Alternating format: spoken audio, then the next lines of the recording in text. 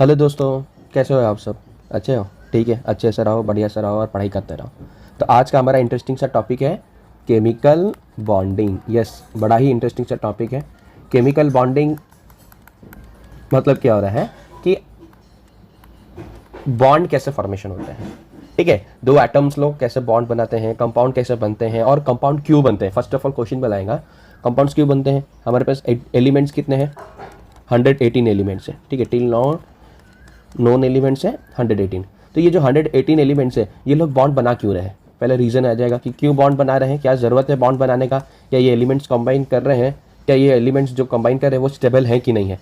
हम लोगों को एक छोटा सा, मैं आपको एक एग्जाम्पल बताऊँ। हर चीज़ इस दुनिया में जितने भी वर्ल्ड है ना, सारे के सारे चीज़ क्या करना चाहेगा? मोर स्टेबल रहने की कोशिश करता है।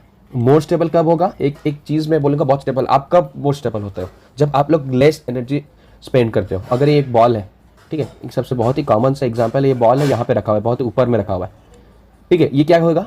ये चाहेगा कि मैं कैसे नीचे आ जाऊँ, और ये नीचे आ जाएगा ये बॉल, और ये नीचे इस स्टेट पे वो क्या करेगा? मोस्ट स्टेबल होगा। मोस्ट स्टेबल क्यों हुआ? क्योंकि इसके पास एनर्जी लेस है। तो अगर आप दौड़ते हो और बैठते हो, तो कब आपको सबसे ज़्यादा स्टेबल कब रहते हो? जब आप बैठे रहते हो। क्यों आप बैठे रहते हो स्टेबल रहते हो? क्योंकि उस वक्त आप लेस एनर्जी एक्सपेंडिचर कर रहे हो, लेस एनर्जी आप यूज़ कर रहे हो। Less energy means more stability. तो जितना भी चीज़ें हैं इस मैटर में, मैटर जो भी जितना भी वर्ल्ड में जो चीज़ें हैं, हर चीज़ क्या करना चाहेगा? स्टेबल होना चाहेगा। तो मोर स्टेबल होने के लिए क्या करना पड़ेगा? उसको लेस एनर्जी स्टेट में होना पड़ेगा। ये बात आपको याद रखना है, बहुत ही इंपॉर्टेंट बात है कि कोई भी चीज़ अगर स्टेबल होना चाहता है तो उसके लिए एनर्जी उसके बॉडी में और वो ऑब्जेक्ट में और वो सब्सटेंस और वो कंपाउंड में एनर्जी बहुत ही लेस होना चाहिए। जैसे कि मैंने यहाँ पे एक एग्जांपल बताया, उसी हिसाब से ये एलिमेंट्स जो लोग हैं, तो इसका मतलब क्या होता है? ये सारे के सारे स्टेबल नहीं होंगे। स्टेबल नहीं होंगे इट मीन्स क्या होगा? वो और भी स्टेबल होना चाहेंगे। पूरा मैक्सिमम स्टेबिलिटी में वो लोग नहीं है, तो वो लोग क्या करेंगे? और भी स्टेबल होना चाहेंगे। तो और स्टेबल होने के लिए क्या करना पड़ेगा? उनको एनर्जी लॉस करना पड़ेगा। Isn't it? समझ में आ रहा है कि नहीं? अगर मैं बताया कि एक ऑब्जेक्ट अगर स्टेबल हो सकता है कब? जब उसके पास लेस एनर्जी है। अगर वो मोर स्टेबल नहीं है, लेस स्टेबल है, इसका मतलब क्या होता है? वो ऑब्जेक्ट के पास क्या है? एनर्जी ज़्यादा है, मोर एनर्जी है। तो एनर्जी को अगर वो रिड्यूस कर दे तो क्या हो जाएगा? तो वो मोर स्टेबल हो जाएगा कि नहीं जाएगा? अगर वो एनर्जी को रिड्यूस कर दे तो वो मोर स्टेबल हो जाएगा। तो सारे के सारे जो एलिमेंट्स लोग हैं, सो फॉर एग्जांपल मैं हाइड्रोजन में बोलता हूँ, तो ये हाइड्रोजन क्या है? एक एटम है। ये एटम क्या करता है? अनदर एक एटम के साथ कंबाइन करता है। तो ये जब अनदर एटम के साथ कंबाइन करते हैं, H2 बनता है। सो मैं बोल सकता हूँ H2 is more stable as compare to the hydrogen atom. ये हाइड्रोजन एटम है, this is your hydrogen molecule, और we know that this molecule exist कर सकता है इंडिपेंडेंटली, और ये बहुत ही ज्यादा स्टेबल है as compare to the hydrogen atom. तो मैं क्या बोलूंगा? अगर ये ज्यादा स्टेबल है, इसका मतलब क्या होगा? ये it possess less energy as compare to the hydrogen atom. Hydrogen molecule possess क्या करेगा? लेस एनर्जी पॉजेस करेगा। यस और नो? इसके पास एनर्जी ज्यादा होगा, मोर एनर्जी स्टेट में होगा वो। तो पहला बात समझ में आता है कि क्यों बॉन्ड बन रहे हैं। अगर हमारे पास 118 एलिमेंट्स है, 118 एलिमेंट्स कितना नंबर ऑफ कंपाउंड्स बनाते हैं? है कोई काउंटेबल है? No. N number of compounds बना रहे हैं। हाइड्रोजन और एक हाइड्रोजन के साथ मॉलिक्यूल बना रहा है, एक हाइड्रोजन अदर ऑक्सीजन के साथ मिलकर वाटर बना रहा है, वही हाइड्रोजन ऑक्सीजन के साथ मिलकर हाइड्रोजन पेरोक्साइड बना रहे हैं। Means they are forming n number of compounds. क्यों बच्चे लोगों को n number of compound form कर रहा है? Because it try to attain less energy state. क्यों ट्राई करेगा लेस एनर्जी स्टेट अटेन करने का? बिकॉज लेस एनर्जी स्टेट में वो मैक्सिमम स्टेबल है। Yes sir no? तो सबसे पहला बात आता है कि why they are forming a compounds और molecules. Atoms combine to another similar atom। वो सिमिलर एटम के साथ भी कंबाइन कर सकता है और डिसिमिलर एटम के साथ भी कंबाइन कर सकता है, एंड फॉर्म्स कंपाउंड और molecules by reducing their energy. वो कैसे करता है? अपना एनर्जी को रिड्यूस करके। मतलब इसका एनर्जी जो होंगे, जो कंपाउंड, वो इसका एनर्जी और भी कम जा चुका होगा, रिड्यूस हो चुका होगा। एनर्जी रिड्यूस हुआ तो स्टेबिलिटी हम लोग बढ़े, एंड ये लोग क्या किए? बॉन्ड बना। तो ये जो बॉन्ड बन रहा है स्टूडेंट्स, ये मैं बोलूँगा बॉन्ड बन रहा है, केमिकल जो बॉन्ड बन रहे हैं, इसका मतलब क्या हुआ? सबसे पहला रीज़न हमको पता चल गया केमिकल बॉन्ड होने के लिए। क्यों? क्योंकि लेस एनर्जी अपना एनर्जी को कम करने के लिए, ताकि वो स्टेबिलिटी अटेन कर पाए। सेकेंड बात होता है, अभी जब ये जो केमिकल बॉन्ड हो रहे हैं, फॉर एग्जाम्पल मैं बोलूँगा ये एक एटम है ए, ठीक है ना, इसके साथ साथ मैं और एक एटम ले लेता हूँ, ये है एटम बी। तो इसमें क्या हुआ, एक कंपाउंड बने नहीं है, दोनों जब पास आएंगे तो इसके अंदर दो टाइप ऑफ फोर्स एग्जर्ट करेंगे, ठीक है। ये जब दोनों पास आने की कोशिश करेंगे तो दोनों में क्या कहो, सिमिलर काइंड ऑफ फोर्स एक एग्जर्ट करेगा, सॉरी दो टाइप ऑफ फोर्स एग्जर्ट करेगा। क्या क्या वो दो फोर्सेस हो सकता है? पहला फोर्स होगा, जरा देखो इसके चारों ओर इलेक्ट्रॉन है कि नहीं, यहाँ पे ये न्यूक्लियस है, इलेक्ट्रॉन है। अभी इसमें क्या होगा, न्यूक्लियस, इसके पास भी इलेक्ट्रॉन्स है। जब जैसे ही पास आएंगे, we know that same charges repel करने की करेंगे, रिपेल करने की कोशिश करेंगे एक दूसरे को। तो ये दोनों, ये जो इलेक्ट्रॉन्स है एक दूसरे को क्या करेंगे, रिपेल करेंगे। एंड ये जो इलेक्ट्रॉन है इसका प्रोटॉन को अट्रैक्ट करने की कोशिश करेगा, क्यों, पॉजिटिव चार्जेस लोग अट्रैक्ट करते हैं। मतलब केमिकल बॉन्ड में दो टाइप ऑफ फोर्स इन्वॉल्व है। क्या क्या वो फोर्स इन्वॉल्व हुआ? सबसे पहला फोर्स बोल सकता हूं अट्रैक्टिव फोर्स,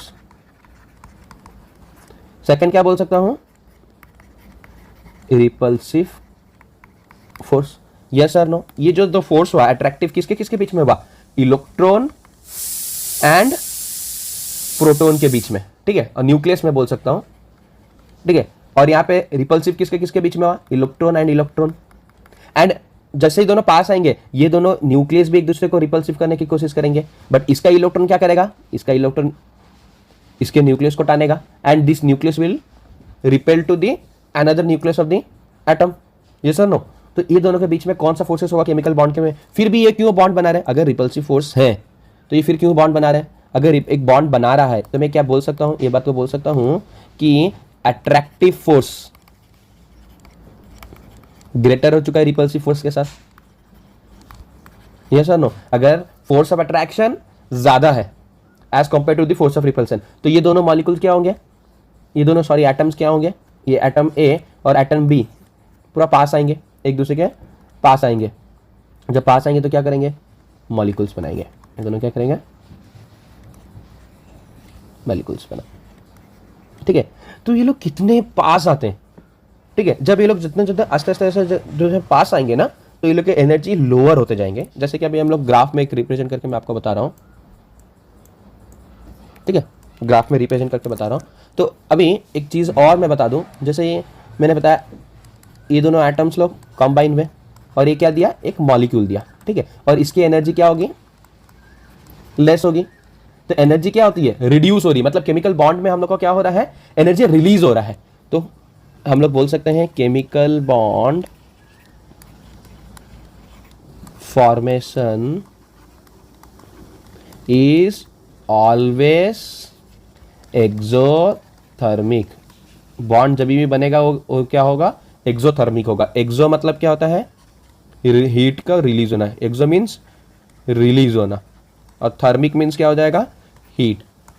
तो कभी भी जब भी कोई भी बॉन्ड फॉर्मेशन होता है तो हीट रिलीज होता है, ठीक है। तो अगर सपोज ज्यादा एनर्जी रिलीज हुआ, we need more energy to break that compound. Yes और नो? जितनी ज्यादा हीट रिलीज होगी उतना ही ज्यादा रिक्वायरमेंट होगा हमारा energy in order to break that bond. अगर ए बी को अगर मेरे को ब्रेक करना हो, ठीक है, ये ए बी को अगर मेरे को ब्रेक करना हो, कैसे ब्रेक होगा, मैं उतना ही amount of energy, for example यहाँ पे हाइड्रोजन लेता हूँ, तो मैं क्या बोलूँगा, ये जब हाइड्रोजन ले रहा हूँ, फॉर्मेशन होगा H2 मॉलिक्यूल का। इसमें हीट कितना रिलीज हो रहा है, 434 किलो जूल। यस और नो? ठीक है, 430। यहाँ पे प्लस होगा, प्लस साइन क्यों दिया, क्योंकि इसमें हीट रिलीज हो रहा है। तभी जो H2 फॉर्मेशन हुआ, इस H2 बॉन्ड को ब्रेक करने के लिए मुझे कितना अमाउंट ऑफ एनर्जी देना पड़ेगा, -434 किलो जूल। यस और नो? तो इसका मतलब बोल सकता हूँ कि जितना ज़्यादा एनर्जी रिलीज होगा, मोर स्टेबल दैट कंपाउंड और that molecule. Less energy release होगा, इसमें बोल सकता हूँ लेस स्टेबल होगा, और इजीली उसको हम लोग ब्रेक कर सकते हैं, ठीक है। सो मैं अभी नेक्स्ट स्टेप पे जाएंगे हम लोग, ग्राफिकल रिप्रेजेंटेशन से जैसे मैं बताऊंगा।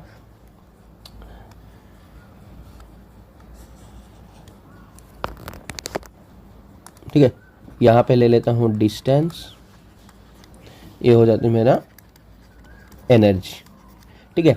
तो जब भी बॉन्ड फॉर्मेशन होता है, मैंने बताया एनर्जी रिड्यूस होगा। तो यहाँ पे मैंने ले लिया एक एग्जांपल, हाइड्रोजन, इन लोग के बीच में डिस्टेंस ज़्यादा है, ठीक है, बॉन्ड अभी तक फॉर्मेशन नहीं हुआ है, डिस्टेंस ज़्यादा है। तो जैसे ही ये लोग पास आएंगे, ठीक है, जैसे ही पास आएंगे तो एनर्जी क्या होती जाएगी, डिस्टेंस जितना कमेगा एनर्जी क्या होगा, डिस्टेंस रिड्यूस हो रहा है ना, तो एनर्जी कमता जाएगा क्योंकि मोर स्टेबल होता जाएगा।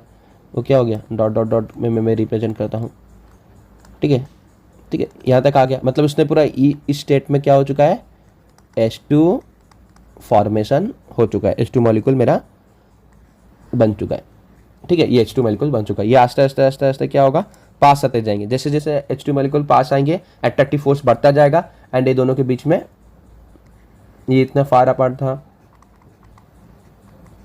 देखिए डिस्टेंस कम रहा है, तो डिस्टेंस जितना कमेगा यहाँ पे आएगा, ये क्या बन चुका है मेरा, इस पॉइंट पे H2 बन चुका है। और इस पॉइंट पे जब H2 बनता है उसकी एनर्जी क्या होगी, पूरा लोएस्ट होगी, ठीक है। तो अभी जैसे ही इस टेबल पर आ गया, अभी इसको मैं जैसे ही एनर्जी दूंगा तो ये लोग ब्रेक होंगे, ठीक है। तो ब्रेक होने से फिर से उसकी एनर्जी क्या होगी, बढ़ जाएगी। बढ़ जाएगी कि नहीं बढ़ जाएगी, ठीक है। तो इस स्टेट पे क्या होता है, मॉलिक्यूल बनाया, इस स्टेट पे क्या होगा, इसका एनर्जी सबसे लो है। तो अगर हम लोग बोलते हैं तो क्या एनर्जी बोलते हैं, पोटेंशियल एनर्जी, ठीक है। वो अटेन कर लेता है, कौन सा एनर्जी को अटेन कर लेता है, पोटेंशियल एनर्जी। मतलब वो पूरा लेस हो जाता है, पोटेंशियल एनर्जी क्या हो जाएगी, उसका कम जाएगा। क्लियर। अभी एक नज़र मार लेते हैं हम लोग, जैसे कि नोबल गैसेस लोगों को, नोबल गैसेस लोग बॉन्ड फॉर्मेशन नहीं करते। क्यों बॉन्ड फॉर्मेशन नहीं करते, ठीक है, उन लोगों का ऑक्टेट फुलफिल हो चुका है। सेकेंड रीजन बोल सकते हैं, in order to attain octet in its valence shell. Valence shell मतलब क्या हो जाता है, आउटर मोस्ट सेल को बोलते हैं वैलेंस सेल, ठीक है। और वैलेंस सेल में जो इलेक्ट्रॉन प्रेजेंट होता है उसको बोलते हैं वैलेंस इलेक्ट्रॉन। तो जैसे कि अभी हीलियम, हीलियम का क्या है 1s2, देखो ये है duplet, except helium all are क्या है, ऑक्टेट है, ठीक है। ये हीलियम क्या हो गया, इसका इलेक्ट्रॉनिक कॉन्फ़िगरेशन 1s2। नियन का देखेंगे, नियन का क्या हो जाएगा 1s2 2s2 2p6, देखो ये 8 हो गया, ठीक है। देन आर्गन का क्या हो जाएगा, नियन, नियन के बाद 3s2 2p, sorry 3s2 3p6, यहाँ पे भी देखो 8 हुआ दोनों को ऐड करने से, okay. Next krypton and xenon, आप देखोगे सबका इलेक्ट्रॉनिक कॉन्फ़िगरेशन क्या होगा, लास्ट में आपका आ जाएगा 8 इलेक्ट्रॉन, ठीक है। नेक्स्ट देखते हैं क्रिप्टन का, आर्गन 3d10 4s2 4p6, देखिए दोनों को ऐड कर दीजिए 8 हुआ। Krypton 4d10 5s2 5p6, again add करो 8 होगा। मीन्स ये सारे के सारे क्या है, जितने भी नोबल गैसेस हो उन लोगों का इलेक्ट्रॉनिक कॉन्फ़िगरेशन ऑक्टेट कंप्लीट हो चुका है। ऑक्टेट कंप्लीट हो चुका है मतलब that those element don't have a tendency to lose the electron and to gain the electron. वो लोग का टेंडेंसी, जो नोबल गैसेस ये लोग का टेंडेंसी नहीं है, नो टेंडेंसी टू लॉस और गेन द इलेक्ट्रॉन्स। ये लोग इलेक्ट्रॉन ना ही गेन कर सकते हैं ना ही लॉस कर सकते हैं। So under the normal condition तो हम लोग बोल सकते हैं कि दे कैन एग्जिस्ट इंडिपेंडेंटली। इनकी वैलेंसी, इनकी कंबाइनिंग कैपेसिटीज क्या होंगे, combining capacity is equal to 0। क्यों हो रहा है combining capacity equal to 0, means ना ही वो इलेक्ट्रॉन लॉस कर सकते हैं ना ही गेन कर सकते हैं। तो दो रीजन हम लोग डिस्क्राइब किए, दो रीजन हम लोग बोल सकते हैं why they are combining and why they are forming a number of compounds. First of all, in order to lower its energy to attain the maximum stability. Okay. Second बात बोल सकते हैं कि in order to attain its fulfill its valence cell means octet fulfill होना चाहिए 8 electron except the helium जो कि वो डुप्लेट करता है। hence all element participate in bond formation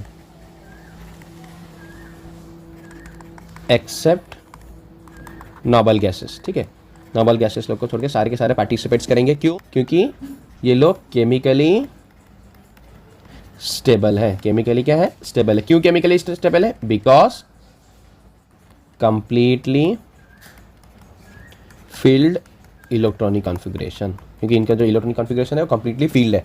octet fulfil होना चाहिए, ऑक्टेट फुलफिल किया। तो नेक्स्ट देख लेते हैं हम लोग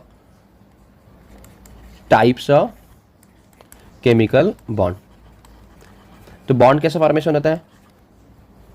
हीट रिलीज होगा। ठीक है, मीन सारे के सारे क्या होता है हम लोग में? Chemical bond is a exothermic, अभी बताया। सपोज एक केमिकल कंपाउंड है ए एंड बी। ठीक है, ए बी केमिकल कंपाउंड है। इसको मैंने लेस अमाउंट, जनरली अगर मैं 5 किलो जूल देता हूँ हीट, तो ये ब्रेक हो गया। इसका मतलब क्या होता है?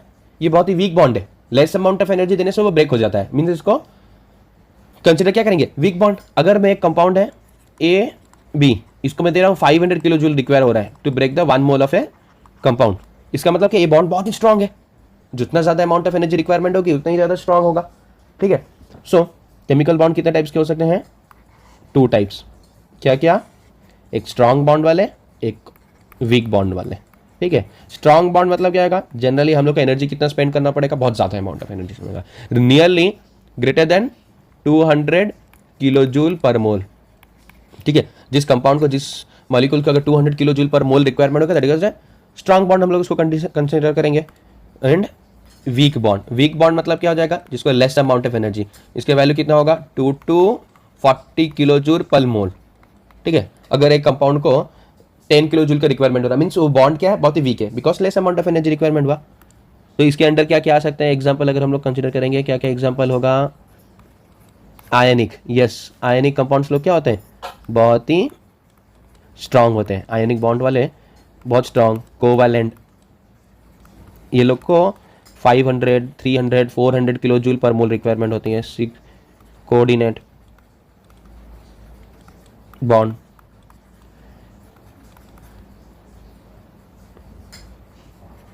Metallic bond. ठीक है, और इसके अंडर में क्या क्या आ जाएंगे? इसके अंडर में आ जाएंगे हाइड्रोजन बॉन्ड। ठीक है, generally 2 to 40 kilo joule per मोल चाहिए इसको। एंड वंडरवल्स बॉन्ड, वंडरवल बॉन्ड को 2 to 10 किलो जूल पर मोल। तो इससे पता चलता है, देखिए वंडरवल जो फोर्स ऑफ अट्रैक्शन है वो बहुत ही लेस होता है, मतलब बहुत ही वीक होता है। ये सर नो, वंडरवल मतलब केमिकल बॉन्ड फॉर्मेशन होते हैं due to the force of attraction. ज़्यादा फोर्स ऑफ अट्रैक्शन होगा as compare to the force of repulsion, तो हमारा बॉन्ड फॉर्मेशन हो रहा है। तो वंडरवल सबसे वीक बॉन्ड है and weak force of attraction जिसको हम लोग बोल सकते हैं। ठीक है, सो नेक्स्ट लेक्चर में हम लोग डिस्कस करने वाले हैं कि ये कंपाउंड्स लोग कैसे बनते हैं, कैसे डिस्ट्रीब्यूशन ऑफ इलेक्ट्रॉन्स होगा, and what would be the shape of the molecule, shape of the compound होगा। तो डिफरेंट साइंटिस्ट लोग, डिफरेंट केमिस्ट लोग, ये लोग आकर डिफरेंट थ्योरीज प्रपोज किए। तो नेक्स्ट क्लास हम लोग सबसे पहले देखने वाले हैं लुईस थ्योरी के बारे में। ठीक है, टिल देन स्टडी हार्ड।